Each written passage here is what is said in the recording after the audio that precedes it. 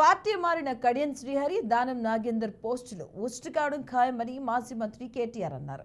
ఇక సుప్రీంకోర్టు ఇటీవల ఇచ్చిన ఆదేశాల మేరకు 3 నెలల్లోనే వారి భవితవ్యం తేలిపోతుందన్నారు. స్పీకర్ ఈ వారంలోపు వారిపై చర్యలు తీసుకోవాలి అన్నారు. లేదంటే న్యాయ పోరాటం చేస్తామన్నారు. ఆటోమేటిక్ డిస్క్వాలిఫికేషన్, ఎందుకంటే ఒక పార్టీలో గెలిచి ఇంకో పార్టీ అభ్యర్థి అయింది దానం నాగేందర్, కాబట్టి ఆటోమేటిక్ డిస్క్వాలిఫికేషన్ ప్రెసిడెంట్ ఉంది.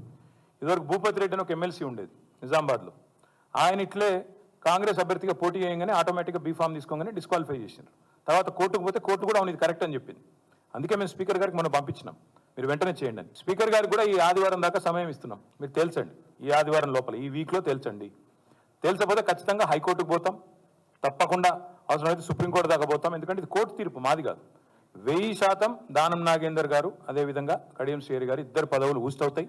ఉప ఎన్నిక వస్తుంది, న్యాయ పోరాటం చేస్తాము. ఈ ఆదివారం దాకా స్పీకర్ గారికి మేము కూడా మా పార్టీ తరఫున గడువిస్తాం. దిస్ ఇస్ సుప్రీం కోర్టు తీర్పు.